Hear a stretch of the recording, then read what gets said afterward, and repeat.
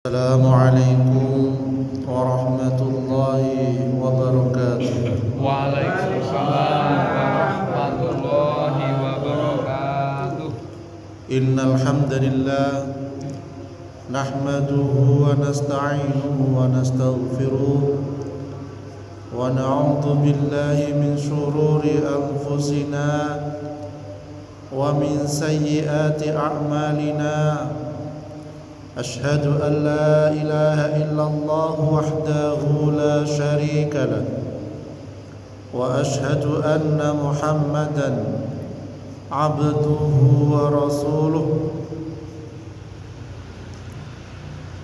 أما بعد رب اشرح لي صدري ويسر لي أمري واحلل عقدة من لساني يفقهوا قولي. قد أفلح المؤمنون الذين هم في صلاتهم خاشعون. أعوذ بكلمات الله التامة من كل شيطان وهامة ومن كل عين لامة. Alhamdulillah, yang saya hormati Bapak Haji Mustafa, Ustadz Masuri, bapak-bapak takmir beserta ibu-ibu sekalian yang dirahmati Allah.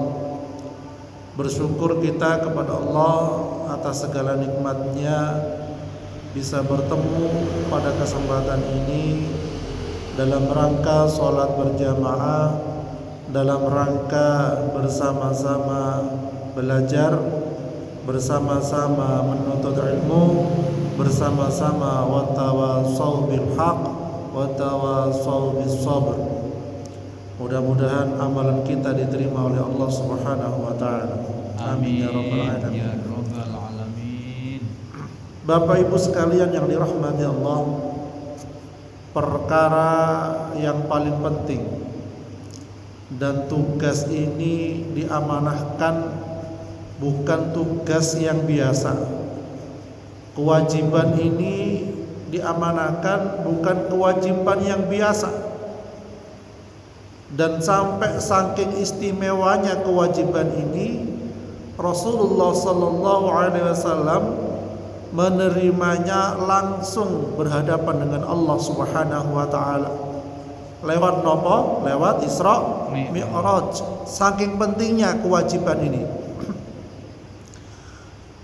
Jadi bukan kayak ayat Al-Quran yang biasa diterima oleh Rasulullah itu di bumi, tapi kewajiban ini langsung ke langit.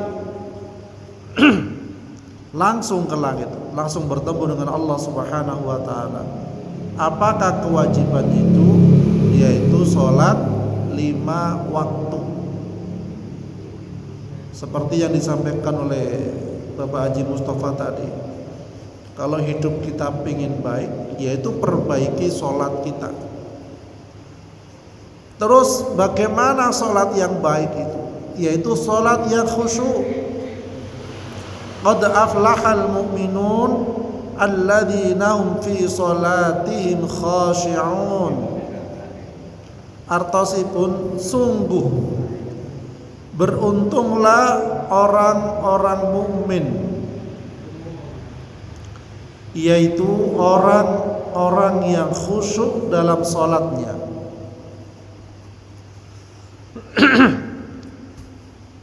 Di antara kita banyak yang mungkin sudah melaksanakan sholat, tetapi kadang sholat penggugur apa? Kewajiban, bukan target khusyuk. Nah, kita mulai kualitas sholat kita agar bagaimana sholat kita bisa khusyuk. Karena sholat ini yang utama, menghadap Allah itu lebih utama daripada menghadap yang lainnya. Kalau di suatu tempat mau kedatangan seorang pemimpin negara, pemimpin wilayah, menteri, pasti persiapannya luar biasa. Lah kita mau menghadap Allah Subhanahu wa taala yang memiliki segalanya, harusnya lebih luar biasa lagi di dalam kita menghadap Allah Subhanahu wa taala. Sampai disampaikan yang pertama, agar sholat khusyuk itu menyiapkan diri sebelum sholat. Jadi kita niku nyiapaken diri kita sakderenge sholat. Misale bersiwak, sikat gigi. Bersiwak niki perkara yang penting. Sampai dalam hadis sampaikan, andai kata Rasulullah tidak menyulitkan umatku, niscaya diwajibkan bersiwak sebelum sholat. Saking perkara niki penting. Kalau zaman dahulu siwak niku pakai kayu. Sekarang pun juga sami, siwak itu juga pakai kayu Mas ya. Sebagian kita lebih simpelnya pakai sikat gigi. Setiap kapan kita sikat gigi? Setiap mau sholat.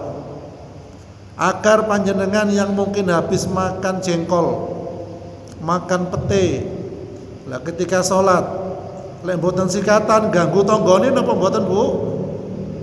Allahu Akbar, amin, mangape ombo. Sing samping ambune opo iki? Jadi manfaatnya banyak siwak niku. Sampai makan bawang putih ya. Ambune nggih lumayan. Pete sak petis barang mangan rujak. Mari mangan rujak salat wajib, tanggane mambu. Ikan asin apa malih? Lah niku pentingnya kita bersiwak niku kata manfaate. Menghadap Allah dengan bersiwak niku lebih menyegarkan dan lebih mendukung kekhusyuan di dalam sholat. Bayangkan ketika kita sholat, mantun makan daging kurban, wedhus, gule, sate. Lek mboten sikatan ambune pripun? Ya lumayan.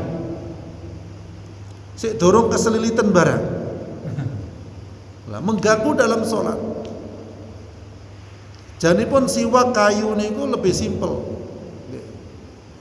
Panjenengan umpami pergi umroh atau haji, utamakan beli siwak. Atau saat ini pun kata siwak-siwak teng toko-toko online nggih kathah. Jadi dibiasakan untuk bersiwak. Dan siwak niku walaupun kecil ternyata itu kita membawanya kadang sering lupa. Kula siapaken teng mriki wonten siwake teng tas kata wonten siwak. Kadang sik lali. Oh, ternyata sunnah ini memang berat, tetapi insyaallah pahalanya besar. Nggih, napa wau Bu? Bersiwak. Tidak harus cuma 2 kali sikat gigi pagi sama mau tidur mboten. Ketika mau sholat niku sikat gigi. Dan ini pernah mengalami pemenangan kaum muslimin, yaitu salah satunya dengan cara bersiwak. Kata musuh-musuh, umat Islam wis geragas, kayu dipangan. Akhirnya terjadi kemenangan karena bersiwak. Kemudian selanjutnya adalah agar tercapai khusyuk itu mendengar dan menjawab azan. Sesibuk apapun kita niku usahakan menjawab azan. Ketika di dalam perbincangan tasik ngobrol, ketika azan berhenti, jawab azan. Jawab azan. Dan ketika seseorang tidak jawab azan itu bisa jadi hukumannya juga keras. Telinganya khawatir kelak diberikan timah panas. Tidak jawab aja kena hukuman, apalagi tidak sholat.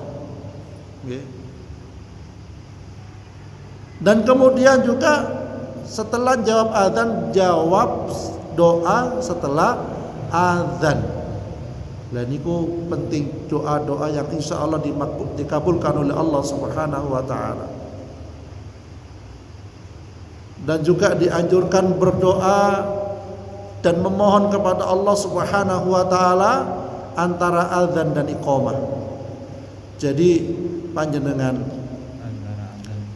ketika sudah azan, kemudian sudah sholat sunnah, kita menunggu iqamah, bisa sambil berdoa saktuwuke, berdoa sepuasnya, atau sambil menunggu dengan membaca Al-Quran.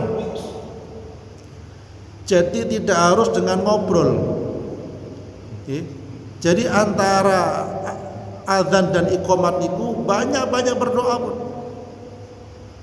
banyak-banyak membaca Al-Quran, beristighfar dan lain sebagainya, agar kita niku diampuni oleh Allah Subhanahu wa taala. Niki doa yang makbul, yang dianjurkan dan diutamakan. Berarti lek disuruh donga antara iqamah dan adzan, kita itu berarti dianjurkan datang sebelum adzan dimulai. Lah ngoten nggih. Tapi niki perkara yang luar biasa. Ya, tapi insyaallah saged istiqomah ketika kita berniat. Kemudian selanjutnya yang kedua adalah agar khusyuk kita di dalam sholat itu bersikap tenang dalam sholat, ya. Tenang di dalam sholat. Jadi terutama sholat wajib niki dianjurkan tenang. Para ulama biasa menyebut ini dengan istilah apa? Tumak ninah. Tumak ninah niku berarti berhenti sejenak supaya tenang. Seperti takbir dengan tenang, rukuk dengan tenang, ya. Sampai Rasulullah sallallahu alaihi wasallam niku bersabda, manusia paling buruk dalam mencuri adalah orang yang mencuri dalam sholatnya. Lalu sahabat bertanya, wahai Rasulullah, bagaimana seseorang bisa mencuri dalam sholatnya? Kemudian beliau menjawab, jika ia tidak menyempurnakan rukuk dan sujudnya.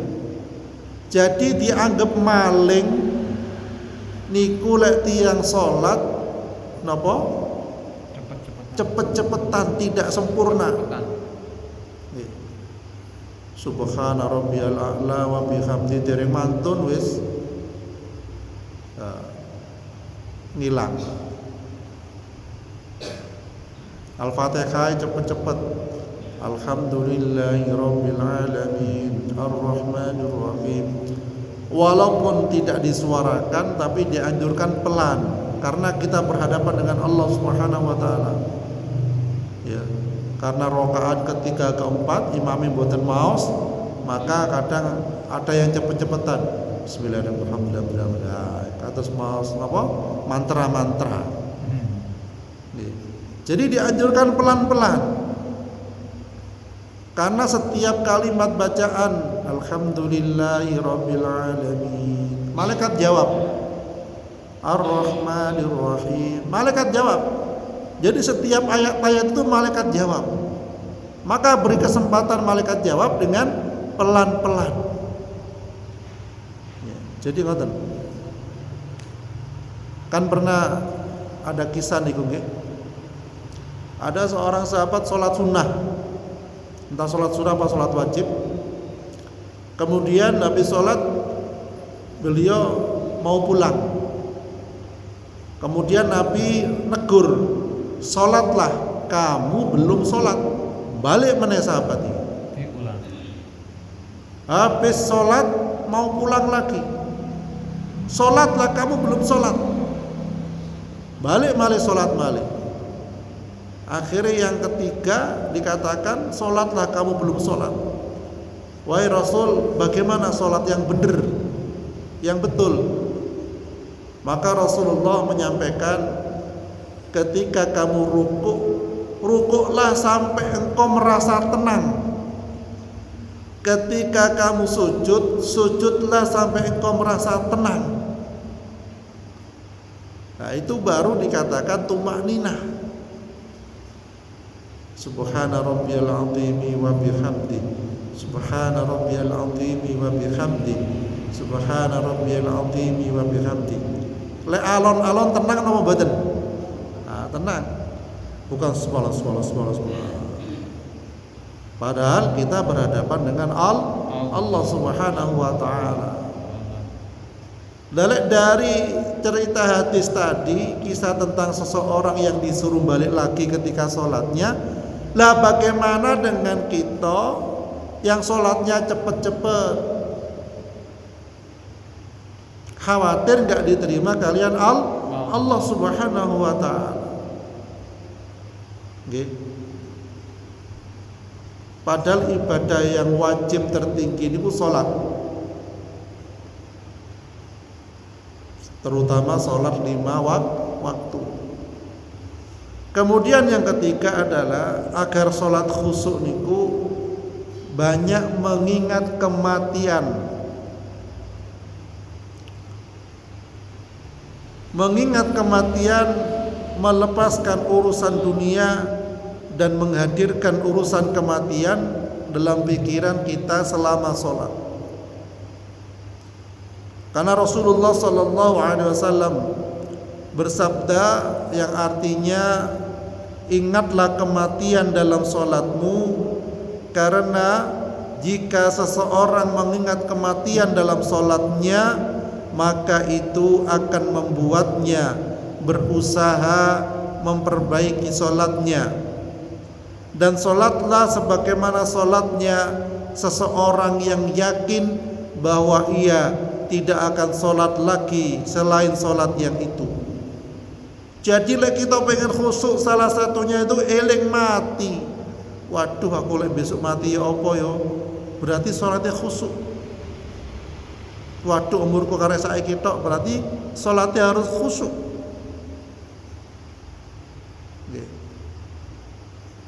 Jadi ngoten. Dan perlu diketahui bersama bahwa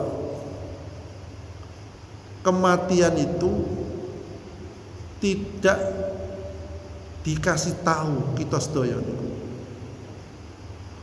Oleh karena itu dikatakan dalam Islam, orang yang cerdas adalah orang yang mengingat kematian.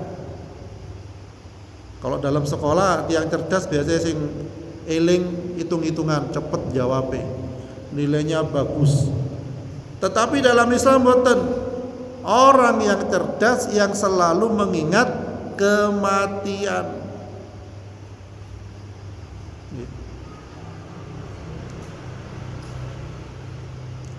Dalam riwayat yang lain disampaikan, bila engkau berdiri mengerjakan sholatmu, maka sholatlah seperti sholatnya orang yang akan meninggal dunia. Niki hadis riwayat Ahmad. Kemudian yang keempat, agar sholat khusyuk adalah sholat dengan sadar bahwa sedang bermunajat di hadapan Allah Subhanahu wa ta'ala. Jika sedang menunaikan sholat, maka ingatlah jika sedang berada di hadapan Allah Subhanahu wa ta'ala dan sedang bermunajat kepadanya. Jadi cara agar sholat khusyuk ini dilakukan dengan yakin bahwa Allah Subhanahu wa ta'ala sedang melihat sholat yang dilakukan dan mendengarkan apa yang kita ucapkan. Sama kita mengadu kepada Allah Subhanahu wa ta'ala. Dalam hadis Rasulullah disampaikan, sesungguhnya seorang dari kalian apabila ia berdiri untuk sholat, maka ia tidak lain sedang bermunajat kepada Tuhannya, maka hendaknya ia selalu melihat bagaimana ia bermunajat kepada Allah. Kemudian selanjutnya yang kelima adalah sholat kita niku wonten pembatase. Misalnya ibu-ibu sholat di rumah, tempatnya dikasih pembatas atau aling-aling agar tidak ada orang yang lewat. Itu tujuannya begitu. Apabila seorang dari kalian sholat, maka hendaklah ia sholat dengan menggunakan sutrah, dan hendaklah ia mendekat ke arah sutrah itu, pembatas. Jadi di majuan, ya, ke dekat pembatas itu. Kemudian yang keenam adalah ketika kita ingin khusyuk dalam sholat, memfokuskan pandangan hanya ke tempat sujud. Nah, jadi mboten sandanga alek salat nggih. Wonten sing salat ndanga-ndanga ngeten mboten insyaallah. Fokus ke tempat sujud. Nah, ini cara agar kita niku khusyuk di dalam salat. Kemudian yang ketujuh adalah beristi'adzah.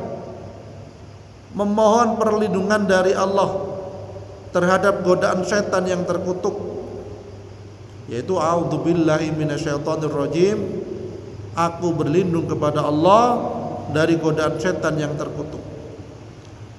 Rasulullah sallallahu alaihi wasallam pernah bersabda kepada Abu Al-Ash, maka jika engkau merasakan itu, maka memohon perlindunganlah kepada Allah darinya, lalu meludahlah ke sebelah kirimu sebanyak 3 kali. Itu simbol. Digoda setan, ya kita meludah ke kiri 3 kali. Cuma simbol aja pun langsung boten. Itu ketika sholat misalnya. Ya. Karena setan itu akan selalu menggoda. Barang hilang loh ketika sholat, eling nang boten Bu. Kadang eling. Iya, duitnya tak delek di lemari nih. Cedeki baju-baju baru eling. Sering ngoten nggih. Nggih sami lek ngoten critane. Nggih. Lek pengen barang sing ilang niku salat ketemu. Masyaallah. Nggih. Lah niku saged mawon godaan dari setan. Kemudian selanjutnya yang ke-8 adalah salat khusyuk itu memilih tempat yang tepat. Nggih. Tempat yang tidak ada patung-patungnya, tempat yang bersih dari jimat-jimat, ya, tempat yang bersih dari benda-benda syirik. Nggih. Lah niku supados kita khusyuk di dalam salat. Kalau ibu-ibu bisa mengkhususkan di kamarnya bisa, di ruang tamu juga bisa, ya ketika salat sunnah misalnya pun. Jadi tempatnya khusus. Jangan sampai sholat niku tempat sholatnya cedek kandang. Nah niku saged boten khusyuk, nggih. Kemudian yang ke-9 adalah supaya sholat khusyuk niku singkirkan hal-hal yang berpotensi mengganggu konsentrasi. Nggih. Sholat sambil goreng tempe. Nah, nate Bu. Boten insyaallah nggih. Karena wis sore misalnya pas bukaan goreng tempe. Aduh, durung asaran iki. Tinggal. Akhirnya salatnya cepet-cepet kok gosong ambune iki ya. Kali angsal 2 rakaat ambune gosong. Nah niki berarti mengganggu salat. Dikhususkan. Kalau memang masak nggih diusahakan masak. Tapi yang terbagus adalah ketika azan cepet-cepet sholat, boten usah ditunda-tunda. Cuma menyegerakan mawon, waktunya paling tetap 10 menit. Nggih. Pas perjalanan nih kadang yang seringkali nun sewu dilalekan. Oh, setengah waktune. Oh, misalnya ngoten. Asar molor sampai jam 5, duhur sampai jam 2. Lah ngoten subuh sampai 5:30 mendekati duha. Nah niku menunda-nunda waktu sholat. Lek donga pengen didhisikno kalian Allah, tapi ketika sholat terakhir naudzubillah min dalik. Harusnya kalau kita pengen disegerakan doa kita terkabul, berarti menyegerakan sholat.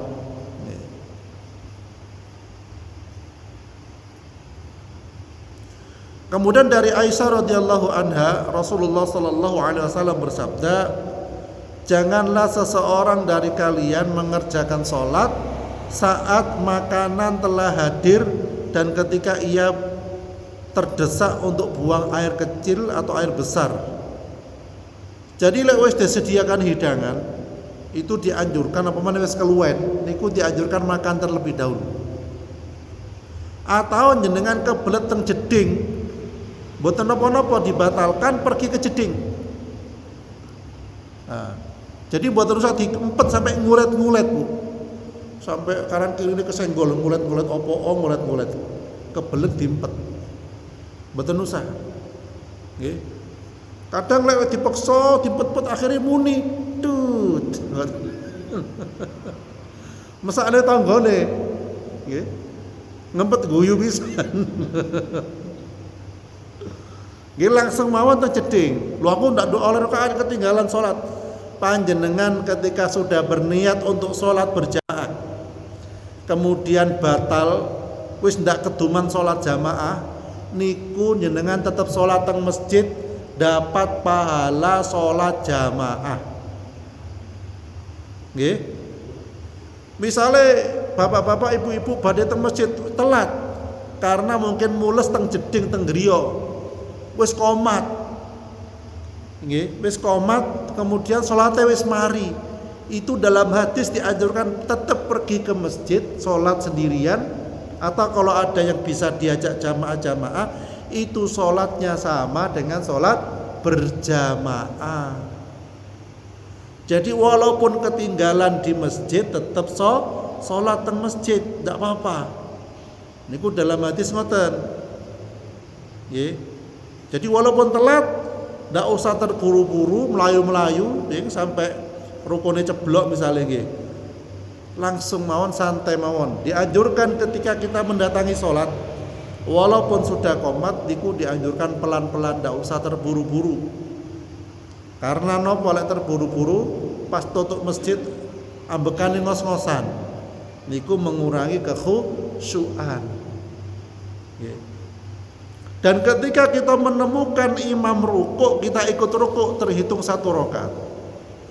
Tetapi kalau sudah imam sujud, tidak usah ngawali dari takbir, rukuk, kemudian sujud, mboten usah. Langsung sujud ketika imam sujud. Tidak terhitung 1 rakaat. Jadi ngoten. Jadi Bapak Ibu sekalian dirahmati Allah, kita tidak usah terburu-buru di dalam sholat. Supados boten terburu-buru, kita sama-sama berusaha menyiapkan diri 30 menit sebelum sholat, sebelum adzan, persiapan mandi dan lain sebagainya. Mugi-mugi dari penjabaran tadi ya bisa kita ambil hikmahnya. Dan yang ke-10 yang terakhir adalah melakukan sujud tilawah. Jadi lek imame wonten sing maos misalnya fasjud waqtarib, niku langsung sujud. Sajada wajhiyalladzi khalaqahu wa sawwarahu wa saqasamahu, dan selanjutnya. Nah kemudian bangun lagi melanjutkan ayat yang dibaca. Tapi tak ngriki dereng-dereng biasa nggih. Nah, make bingung. Tapi perlu dibiasakan. Nggih. Jadi ngoten, ini salah satu agar kita salat khusyuk nggih. Sebenarnya pembahasan salat niku tasih kathah. Dereng salat sunnah ya.